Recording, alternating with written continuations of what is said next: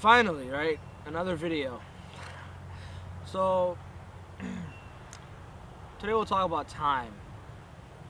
You know, as I'm recording this right now, today's date is Wednesday, October 21st, 2015. I was born on July 7th, 1995. So it's been over 20 years now. Let's talk about when you're in the moment.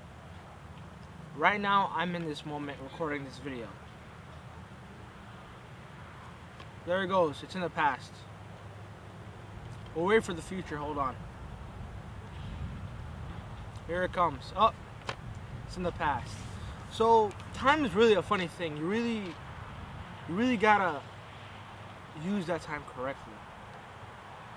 And this is something that I've been thinking about since I turned like 18. For some reason, 2 years ago, my mind just became obsessed with like time, and I was trying to search for a lot of videos and photos of me in the past, and I really didn't care. Like a lot of people I know now, like my younger siblings, I tell them, I'm recording them right now with this camera when we're at the house and taking pictures of them, and they're just like, oh, whatever. But to me, I know that, one day they might come, to the same, have the same train of thought that I do right now, where they wish they had a lot of photos or videos of them in the past. And so that's what I'm doing right now, taking pictures of them and videos. The 1980s were 30 years ago. Well, 1985 was 30 years ago. 2045 is 30 years from now.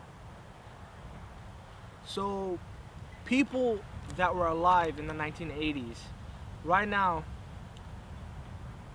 it's like such a long time ago to them, Oh, back in the 80s, oh, the good old days, oh, when they were young, or whatever the case may be. For every new generation, it's the exact same thing. I was born in 95, so I'm 20 years old right now. 30 years from now, in 2045, I'll be 50.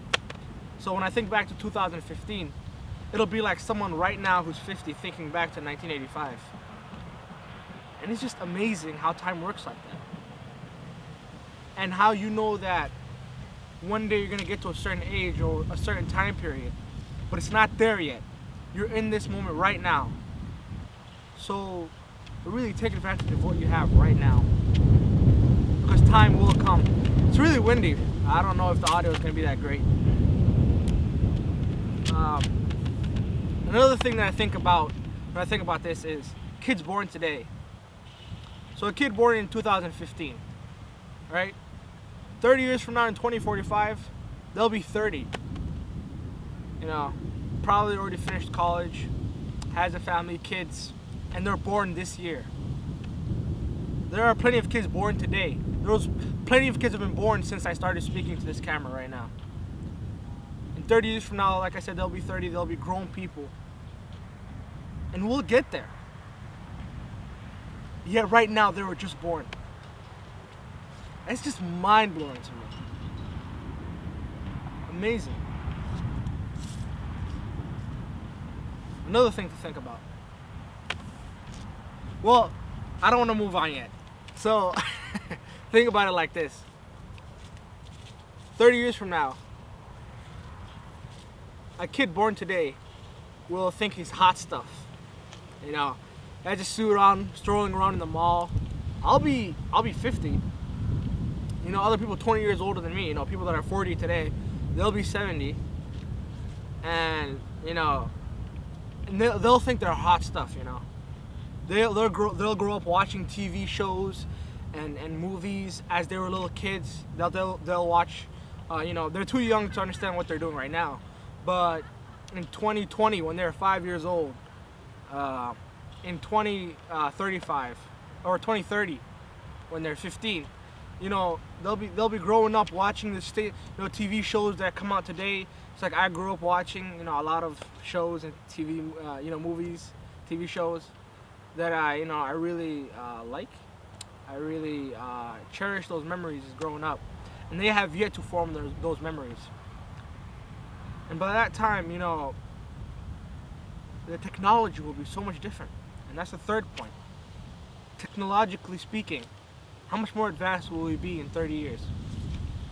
Today, Wednesday, October 21st, is the day that I was listening to the radio earlier, and they said something about the movie Back to the Future. They were saying something about October 21st, 2015.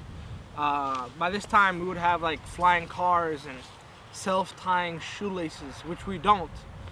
But they got some other things right, such as screen-to-screen communication over long distances, like Skype or something like that. But the point I'm trying to make is, we have technology today that our grandparents could never even think of. So imagine 40, 50 years from now, what kind of technological advances we'll have. 2 years ago when I worked at Walgreens in 2013, I remember walking by when I was working the cash register. It's windy as hell. I don't know if that'll translate. Is it still recording? No! Don't stop. Did you stop it? No. Don't stop it. I said, is it still recording? Yeah. So you see the right down on the screen? Okay. This wind is terrible. But it's cold as hell. I'm trying to get out of here quick. I just couldn't stall anymore with this video. Couldn't make any more excuses. I had to put it out there. Am I clear?